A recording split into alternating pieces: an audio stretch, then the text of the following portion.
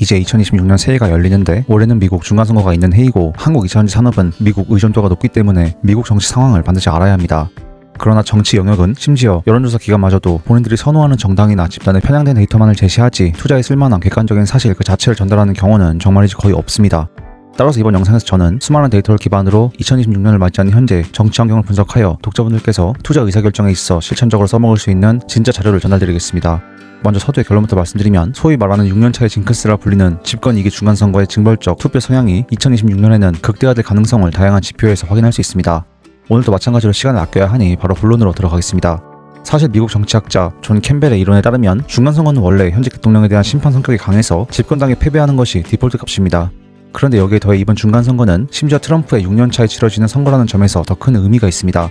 역사적으로 재선 대통령 6년차 중간선거의 집권당은 번번이 참패했고 100년이 넘는 기간 동안 유일한 예외는 1998년 빌 클린턴이었습니다.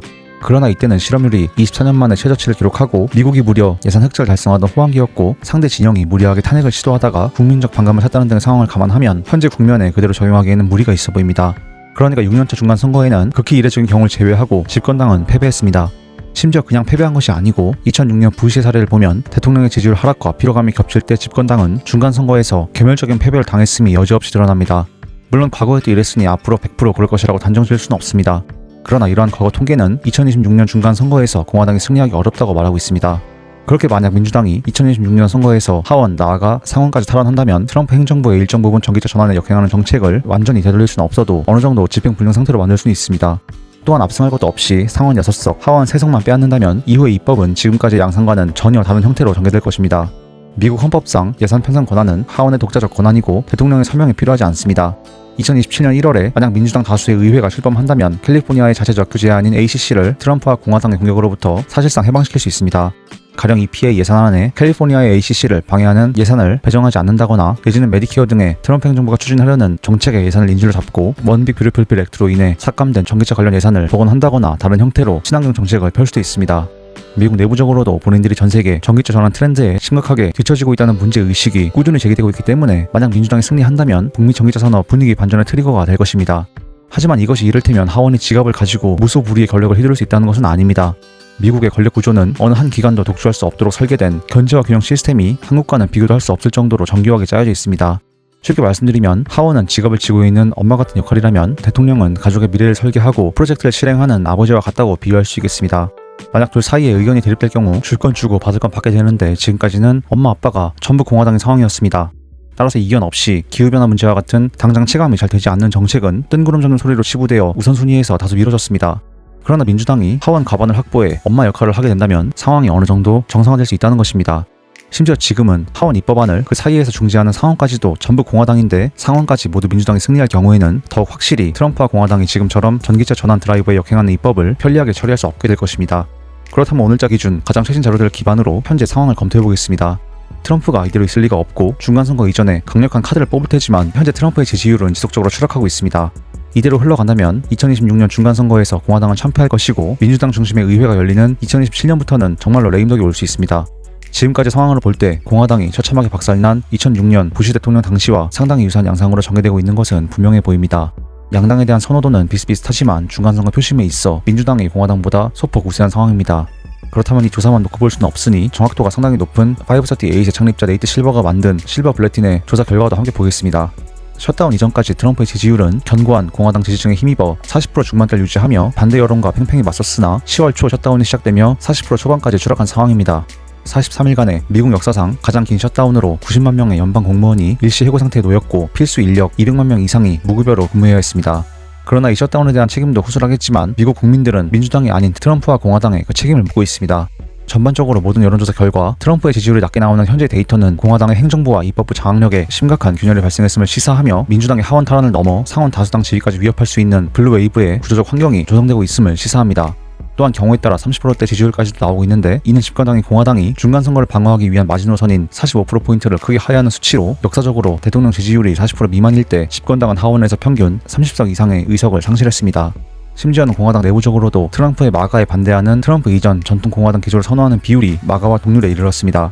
무당층의 공화당에 대한 지지율은 25%까지 떨어져 중도 확장성 면에서 공화당이 불리하다는 시그널 또한 나타나고 있으며 공화당원이 아닌 응답자 가운데 80%가 경제가 좋지 않다고 답하였습니다. 2026년 하원 선거의 선행 지표인 의회 선호도 조사마저 민주당은 뚜렷한 우위를 점하고 있으며 이는 2022년이나 2024년 선거 당시 양당이 오차 범위 내에서 팽팽하게 맞서던 것과는 확연히 대조적인 흐름입니다. 따라서 이러한 분위기 속에서 최근 주목해볼 만한 데이터는 미니 중간선거라고도 불리우는 11월 4일에 치러진 지방선거 결과입니다. 특히 버지니아 주지사 선거 결과는 한국으로 치면 충청도와 같은 전국적인 민심의 풍향계 역할을 합니다. 민주당의 스팸 배거는 57.58%로 상대 후보와 15.36% 격차로 1961년 이후 버지니아 주지사 선거 역사상 민주당 후보의 최대 격차 표차로 압승을 거두었습니다. 버지니아는 연방 공무원과 방산업체 종사자가 많이 거주하는 지역인데 이렇게 되면 셧다운으로 인한 급여 중단과 행정 혼란에 가장 직접적인 타격을 입은 유권자층이 공화당 심판론에 힘을 실어줬다는 뜻이 됩니다. 게다가 다소 급진적인 민주당 사회주의자를 표방하는 맘다니의 당선은 기존 블루스테이트 유권자들이 중도 민주당보다 더 급진적인 사회안전망 확충을 원하고 있음을 나타냅니다. 즉 앞으로의 흐름은 알 수 없으나 한국 2차 현재 긍정적인 블루웨이브의 바람이 점점 더 크게 일어나고 있습니다. 나아가 자주 말씀드리고 있지만 민주당 내 차기 대권 주자로 급부상 중인 게빈 뉴섬 캘리포니아 주지사는 배터리 산업과 미국 정치를 논함에 있어 결코 간과할 수 없는 인물입니다. 그는 단순한 친환경론자를 넘어 사실상 전기차와 친환경 정책의 수호신과 같은 상징성을 가집니다. CNBC 보도에 따르면 뉴섬은 스스로를 보수적 민주당원이라 명시하지는 않으나 맘다니와 같은 극단주의 좌파와는 다른 실용주의 중도 노선을 걷고 있습니다.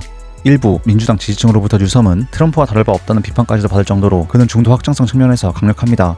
실제로 그는 캘리포니아의 심각한 예산 적자 상황 속에서도 초부유층에 대한 추가 과세안을 거부했으며 파업 노동자의 실업상도 거부하였습니다. 또한 규제가 혁신을 저해해서는 안 된다는 입장을 분명히 하며 AI 안전법에 거부권을 행사하여 거대 빅테크 기업들의 손을 들어주기도 했습니다. 뉴섬은 이미 다수의 유튜브 방송과 인터뷰를 통해 2028년 대권 도전 의지를 표명한 바 있습니다. 현재 언론들은 그의 최근 행보를 대선을 염두에 둔 치밀한 중도화 전략으로 평가합니다. 이러한 전략은 실제 지지율의 가파른 상승으로 증명되고 있습니다. 민주당 당내 뉴섬의 12월 지지율은 36%로 4개월 전 조사 대비 13%나 상승했고 특히 최근 벤스와 양자대결 조사에 있어서는 처음으로 뉴섬이 벤스를 앞서며 중도 확장성 측면에서의 압도적인 우위를 입증했습니다. 한국 배터리 산업의 향방에 있어 뉴섬의 부상은 굉장히 결정적입니다. 뉴섬은 현대차와 삼성 등 한국의 주요 기업들과 지속적으로 우호적인 관계를 유지해왔으며 K배터리가 미국에서 제공하는 양질의 일자리와 기술 혁신 가치를 높게 평가해왔습니다. 결국 개빈 뉴섬이라는 정치적 자산의 부상은 미국 민주당의 중간선거 승리 가능성과 맞물려 한국 2차전지 산업에 강력한 모멘텀이 될 것입니다. 이 사실 역시 트럼프가 기침만 해도 한국 2차전지가 무너지던 상황과는 반대로 주가에는 정말 하나도 반영되고 있지 않지만 말입니다. 따라서 오늘 내용을 종합적으로 정리해보겠습니다. 역사가 단순히 기계적으로 재현된다고 확신할 수는 없지만 100년이 넘는 방대한 통계로 볼 때 대선 이후 6년차에 접어드는 선거에서 집권당은 단 한 번의 예외를 제외하고 모두 패배했으며 특히 대통령의 지지율이 하락가도에 있을 때는 예외 없이 괴멸적인 패배를 맞이했습니다.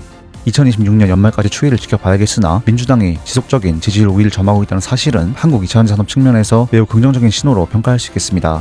나아가 만약 민주당이 중간선거에서 승리하고 유섬이 차기 대권 가도에서 가능성을 높이는 것만으로도 K배터리에게는 굉장히 좋은 상황이 연출될 것입니다. 수많은 현지 보도에 따르면 현재 미국이 글로벌 EV 트렌드에서 뒤처져 있다는 점은 부인할 수 없는 사실이며 미국 민주당의 정책 결정자들 또한 이러한 위기감을 공유하고 있습니다. 블루웨이브는 한국 2차전지의 좋으면 좋았지 결코 나쁘다고 할 수 없습니다. 하지만 문제는 이런 합리적 분석과 전망을 무용하게 만드는 소위 여의도식 편파적이고 자의적인 해석들입니다. 우리가 아무리 치밀하게 논리를 전개해도 그들은 이 모든 호재는 이미 주가에 반영되어 있다는 간단한 논리로 상황을 일축해버리곤 합니다. 스몰캡 한국 증시는 악재나 호재를 시간차를 두고 납득할 수 없는 사유로 여러 번 반영한다는 점 등으로 효율적 시장 가설로 설명할 수 없는 시장이고 따라서 중간 선거에서 민주당이 승리한다거나 뉴섬의 지지율이 상승한다고 해도 이 모든 것은 주가에 전혀 반영되지 않을 수도 있고 심지어는 주가가 떨어질 수도 있습니다. 볼테르는 변화는 늘 짜증을 유발하지만 확신은 우스운 것이라고 표현합니다. 따라서 민주당의 중간선거 승리를 맹목적으로 낙관하기보다는 철저한 상황별 대응이 필요하겠습니다. 이러한 맥락에서 볼 때 자산의 100%를 한국 배터리에만 그러니까 국장에만 집중하는 것은 무모해 보이기까지 합니다. 이후 다른 영상에서도 말씀드릴 예정이지만 한국 배터리 기업들과 비슷한 업사이드를 가지고 있으며 합리적으로 가치를 평가받는 해외 2차전지 기업들을 부담 없이 딱 한 주라도 매수해보셨으면 좋겠습니다. 상황이 크게 바뀌었으니 이제는 새해를 기점으로 미국 주식 등 원화 기반 자산의 리스크를 실질적으로 해지할 수 있는 수단을 반드시 고민해봐야 할 시점이기 때문입니다. 어쨌든 현재 미국 정치 환경 분위기는 2차전지가 절대로 올라서는 안 되는 여의도 친구들은 전혀 언급하고 싶지도 않겠지만 주가와 별개로 한국 배터리 업체들에게 굉장히 좋습니다. 그런데 한편으로 민주당의 중간선거 승리를 기대한다는 것은 정치 테마주를 하는 것과 비슷한 느낌이지만 어쨌든 우리는 좋든 싫든 이 게임에 참여했습니다. 따라서 안 그래도 원화의 가치가 높고 있는 상황에서 맞춰도 잃고 틀리면 더 잃는 자산금보다는 일정 부분 합리적인 선택지를 고르는 것도 대단히 전략적인 판단이라고 할 수 있겠습니다.